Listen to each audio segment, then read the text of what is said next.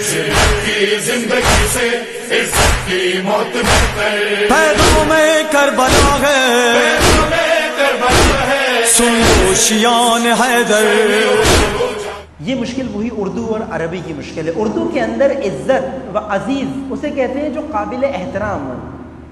یہ میرے عزیز ہیں یا عزیز و اقارب ہیں، کیونکہ ان سے میرا رشتہ ہے قریب یا دور کا، اس لیے میرے لیے قابل احترام ہے۔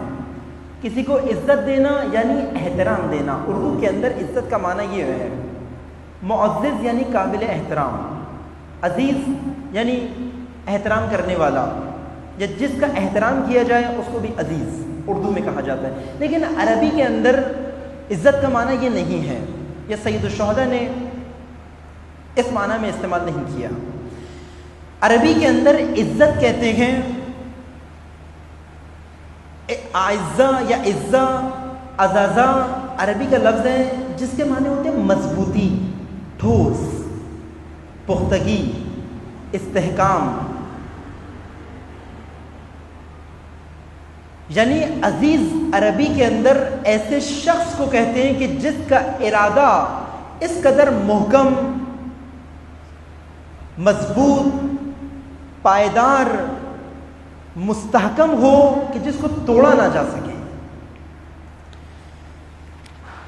یعنی عزیز وہ شخص یا فرد کو کہتے ہیں کہ کسی کی بات، کوئی مصیبت، کوئی مسائل، خوف یا لالچ اگر کسی کے ارادے کو تبدیل نہ کر سکے، یعنی ایسی شخصیت کی جس کی شخصیت میں نفوذ کرنا، اس کو تبدیل کرنا، اس میں تصرف کرنا ناممکن ہو، اسے عرب عزیز کہتے ہیں۔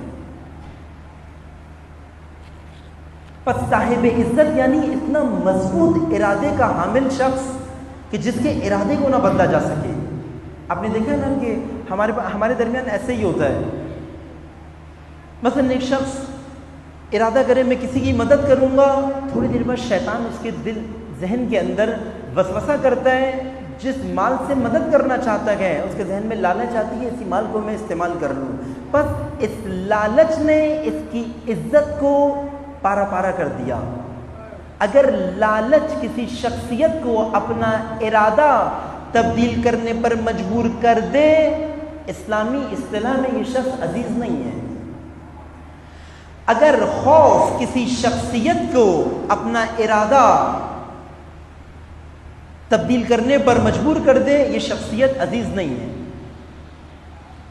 عزت کے مقابلے میں ہے ذلیل، ذلت۔ عزت کے مقابلے میں ذلت ہے۔ ذلت یعنی ہلکا پن، کمزوری، خفت، اتنا ڈھیلا ڈھالی شخصیت کا مالک ہونا کہ جو چاہے اس شخصیت کے ارادے کو تبدیل کروا لے۔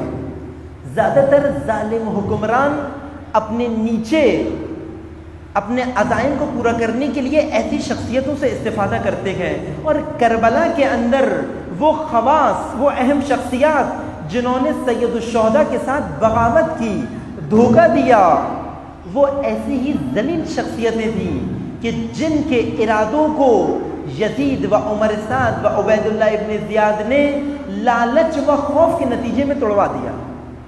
جس کی ایک مثال 2 روز قبل مجلس میں دی شرح قاضی، جس کو لالچ دی، اس نے اپنا ارادہ تبدیل کیا اور لوگوں کو بہکایا ہانی ابن قربہ کے بارے میں، ان کے قبیلے والوں کے ساتھ جھوٹ بولا۔ اسی طرح یہی عمر سعد ابن ابی وقاص کا بیٹا، سعد ابن ابی وقاص نبی اکرم کے زمانے کی فرنٹ لائنر، خط شکن افراد، اولین صف کے اندر کھڑے ہونے والے افراد میں سے ایک فرد کا بیٹا کیسے بہک گیا؟ کیسے بہک گیا؟ عمر سعد کو رے کی حکومت کی لالچ نے عزیز سے ذلیل بنا دیا۔ رے کی حکومت کا وعدہ کیا عبید اللہ نے، اور یہ عزت اپنی ہاتھ سے کھو بیٹھا۔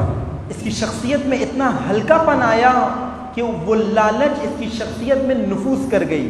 بس جس کی شخصیت قابل نفوذ ہو وہ ذلیل ہے۔ پیغام کربلا ہے، سن لو شیعان حیدر، جاگو جاگو جاگو حسینی، جاگو جاگو حسینیوں